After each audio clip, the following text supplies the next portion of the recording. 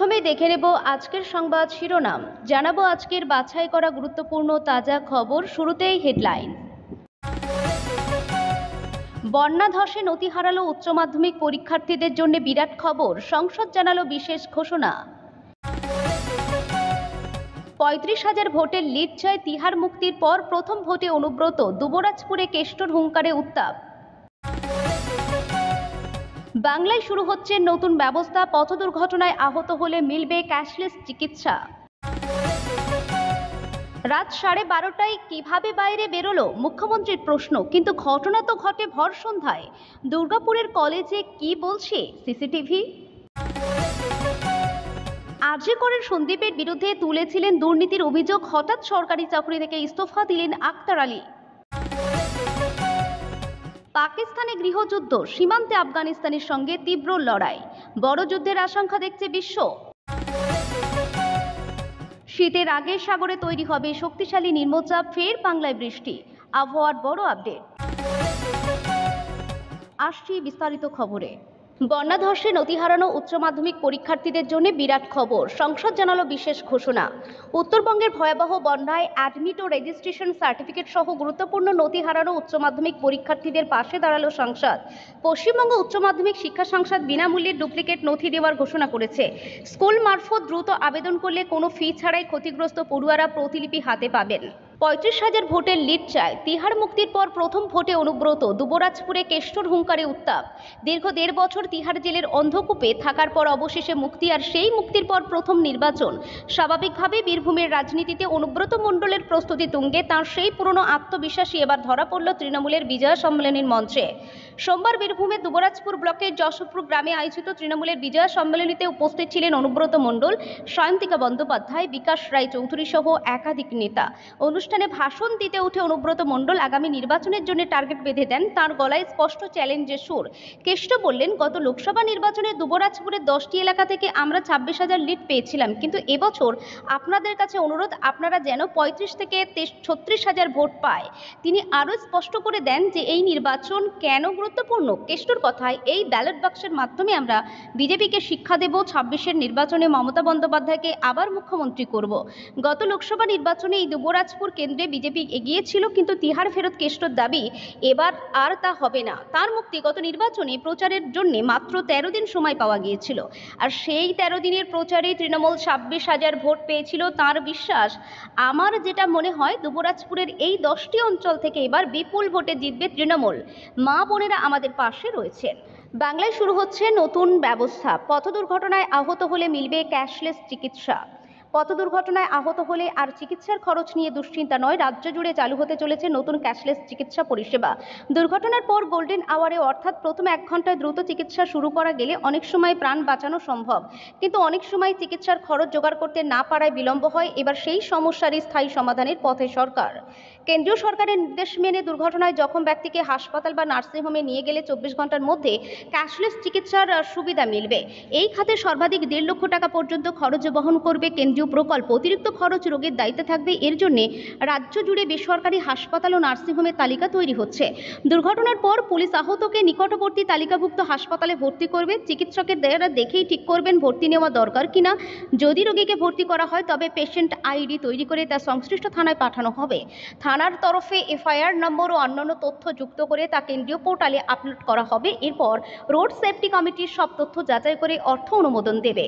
যদি দুর্ঘটনার এলাকায় তালিকাভুক্ত হাসপাতাল না থাকে তাহলে অন্য কোনো হাসপাতালে ভর্তি করালেও প্রকল্পের আওতায় 1.5 লক্ষ টাকা পর্যন্ত চিকিৎসা খরচ মিটবে। শর্ত, কেন তালিকার বাইরে হাসপাতালে ভর্তি করানো হলো তার কারণ ও নথি আপলোড করতে হবে। এমনকি দুর্ঘটনাগ্রস্ত গাড়ির বীমা না থাকলেও বা মেয়াদ ফুরিয়ে গেলেও এই প্রকল্পের আওতায় অর্থ পাওয়া যাবে। রাত 12:30টায় কিভাবে বাইরে বেরোলো মুখ্যমন্ত্রীর প্রশ্ন, কিন্তু ঘটনা তো ঘটে ভর সন্ধ্যায়। দুর্গাপুরের কলেজে কি বলছে সিসিটিভি? রাতে সহপাঠীর সঙ্গে খেতে ক্যাম্পাস থেকে বেরিয়েছিলেন, তারপরেই উঠেছে ভয়ঙ্কর অভিযোগ। এরই মধ্যে ঘটনার সময় নিয়ে মুখ্যমন্ত্রীর মন্তব্যে নতুন বিতর্ক মাথাচাড়া দিয়েছে। রবিবার উত্তরবঙ্গ সফরে যাওয়ার আগে মুখ্যমন্ত্রী দুর্গাপুর কাণ্ড প্রসঙ্গে মন্তব্য করতে গিয়ে বলেন, রাত 12:30টায় কিভাবে বাইরে বেরোলো, যদিও সিসিটিভি ফুটেজ অন্য কথা বলছে। সোমবার নির্যাতিতা মেডিকেল পড়ুয়ার বাবা বলেন, মেয়ের উপর যে অত্যাচার হয়েছে তার খবর তিনি পেয়েছেন শুক্রবার রাত 9:30টায়। বলেন, ওই যে মমতা ম্যাডাম বললেন যে সন্ধ্যা 7টায় সময় বাড়ি বাড়ি থেকে বেরোবে না, তাহলে কোথায় যাবে? তাহলে ওরা কিছু করবে না, চাকরি করবে না? এখানে এটা কি আমরা কি আশা করব? মেয়েরা তো পুরো অসুরক্ষিত।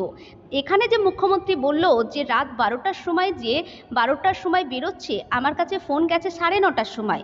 9:30টার সময় আমার কাছে ফোন গেল যে আপনার মেয়েকে ধর্ষণ হয়েছে। এই প্রেক্ষিতে প্রাক্তন পুলিশ কর্তাও প্রশ্ন তুলছেন, তাহলে মুখ্যমন্ত্রীর রাত 12:30টার তথ্য পেলেন কোথা থেকে? সব মিলিয়ে মুখ্যমন্ত্রীর মন্তব্য ঘিরে এখন জোর বিতর্ক। আরজি করে সন্দীপের বিরুদ্ধে তুলেছিলেন দুর্নীতির অভিযোগ, হঠাৎ সরকারি চাকরি থেকে ইস্তফা দিলেন আক্তার আলী। আরজি করের কলেজ এবং হাসপাতালের প্রাক্তন অধ্যক্ষ সন্দীপ ঘোষের সূত্র ধরে সামনে উঠে এসেছিল আরজি কর হাসপাতালের প্রাক্তন ডেপুটি সুপার আক্তার আলীর নাম। এই আক্তার আলী সর্বপ্রথম সন্দীপ ঘোষের বিরুদ্ধে একাধিক বিস্ফোরক অভিযোগ তুলে সরব হন। তার অভিযোগেই প্রকাশ্যে আসে আরজি কর হাসপাতালে আর্থিক দুর্নীতি। এবার সেই আক্তার আলী সরকারি চাকরি থেকে ইস্তফা দিলেন, কিন্তু কেন? চাকরি থেকে ইস্তফা আক্তারের কারণ ঘিরে ধোঁয়াশা। সূত্রের খবর, ব্যক্তিগত কারণ দেখিয়ে সোমবার ইস্তফা দিয়েছেন আক্তার। উত্তর দিনাজপুরের কালিয়াগঞ্জ হাসপাতালে ডেপুটি সুপার পদে কর্মরত ছিলেন তিনি। উল্লেখ্য, আক্তার আলী ছিলেন সন্দীপ ঘোষের প্রাক্তন সহকর্মী। 2023 সাল পর্যন্ত আরজি করে কর্মরত ছিলেন আক্তার। সন্দীপের বিরুদ্ধে আর্থিক দুর্নীতির অভিযোগ তুলে সরকারি নিষ্ক্রিয়তা এবং ইডি তদন্তের দাবি হাইকোর্টে দ্বারস্থ হয়েছিলেন আক্তার বাবু। আক্তারের পদত্যাগ নিয়ে ইতিমধ্যেই চর্চা শুরু হয়েছে নানা মহলে। রাজ্যের স্বাস্থ্য আধিকারিক তার কাছে নিজের পদত্যাগপত্র পাঠিয়েছেন আক্তার, তবে তাঁর পদত্যাগপত্র গৃহীত হয়েছে কিনা তা এখনও জানা যায়নি। পদত্যাগপত্র জমা দেওয়ার পর আক্তারের অভিযোগ দুর্নীতি নিয়ে মুখ খোলার পর থেকেই তার বিরুদ্ধে সরকারি প্রতিহিংসা শুরু হয়। একের পর এক বদলের নির্দেশ আসতে থাকে, তারপরেই তিনি সরকারি চাকরি ছাড়ার কথা ভাবেন।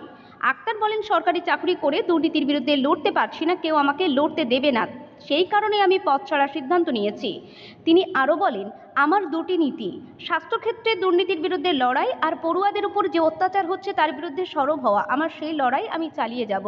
পাকিস্তানে গৃহযুদ্ধ, সীমান্তে আফগানিস্তানের সঙ্গে তীব্র লড়াই, বড় যুদ্ধের আশঙ্কা দেখছে বিশ্ব। এবার গৃহযুদ্ধ শুরু পাকিস্তানে। মৌলবাদী ইসলামপন্থী সংগঠন তেহরিকি লাবাইক পাকিস্তানের সমর্থকদের মিছিলে উত্তেজনা ছড়ায়। পুলিশ এবং টিএলপি সমর্থকদের মধ্যে সংঘর্ষে একজন পুলিশ আধিকারিক সহ 5 জনের মৃত্যু হয়েছে বলে জানা গিয়েছে। ভয়াবহ এক সীমান্ত লড়াইয়ে জড়িয়ে পড়েছে পাকিস্তান ও আফগানিস্তানের সামরিক বাহিনী।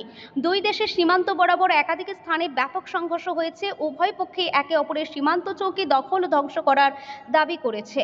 অন্যদিকে গতকাল প্রধান মাথা ব্যথা ছিল বালুচিস্তান। অধিকৃত কাশ্মীরে বালুচিস্তান লিবারেশন ফ্রন্ট এবং বালুচিস্তান লিবারেশন আর্মি বছরের পর বছর ধরে বিদ্রোহী। স্বাধীন বালুচিস্তানের দাবিতে তারা আন্দোলন করে চলেছে। আফগানিস্তানের রাজধানী কাবুল এবং দেশটির দক্ষিণ পূর্বাঞ্চলীয় প্রদেশ পাকতিকায় বিস্ফোরণের 2 দিন পর এই সংঘর্ষের সূত্রপাত হয়। ওই ঘটনার পাল্টা জবাব হিসাবে গত শনিবার রাতে আফগান বাহিনীর হামলায় কমপক্ষে 58 পাকিস্তানি সেনা নিহত হয়েছেন বলে দাবি করছেন তালেবান সরকারের মুখপাত্র জাবিহুল্লাহ মুজাহিদ। মিছিলের নেতৃত্ব দেন টিএলপি প্রধান সাদ হোসেন রিজভী। মিছিলে ইসরায়েল বিরোধী এবং প্যালেস্টাইনপন্থী বিক্ষোভ দেখানো হয়। পাশাপাশি শাহবাজ শরীফের সরকারের বিরুদ্ধেও ক্ষোভ উগরে দেন টিএলপি সমর্থকরা।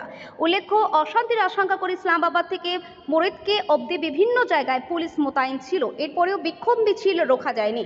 শীতের আগে সাগরে তৈরি হবে শক্তিশালী নিম্নচাপ, ফের বাংলায় বৃষ্টি। আবহাওয়ার বড় আপডেট, পরবর্তী ঘূর্ণিঝড়ের সম্ভাবনা তারিখ 27 অক্টোবর, দাবি করল বেশ কয়েকটি আন্তর্জাতিক আবহাওয়া গবেষণা মডেল। তার মধ্যে ইউরোপীয় ইউনিয়নের মান্ডক সংস্থা দাবি করছে 25 অক্টোবর ভোর 3টায় দক্ষিণ আন্দামান সাগরে ইন্দিরা পয়েন্টের কাছে বঙ্গোপসাগরে একটি অতি শক্তিশালী নিম্নচাপ তৈরি হবে। নিম্নচাপ আন্দামান সাগর হয়ে আন্দামান নিকোবর দ্বীপপুঞ্জের দিকে বাঁ দিকে রেখে ক্রমশ সাগরের উপর দিয়ে জলীয় বাষ্প অর্থাৎ শক্তি সংগ্রহ করতে করতে ভারতের মূল ভূখণ্ডের দিকে এগোবে। কালী পুজো পর্যন্ত রাজ্যে কোথাও উল্লেখযোগ্য কোনো বৃষ্টির পূর্বাভাস নেই। আনুষ্ঠানিকভাবে 13 অক্টোবর বর্ষা বিদায় নিয়েছে পশ্চিমবঙ্গ থেকে। বাতাসে জলীয় বাষ্পের পরিমাণ ধাপে ধাপে কমবে। ভোরের দিকে কোনো কোনো জেলায় হালকা কুয়াশা, বেলা বাড়লে তাপমাত্রা বাড়বে, বিকালের পর আবার মনোরম পরিবেশ।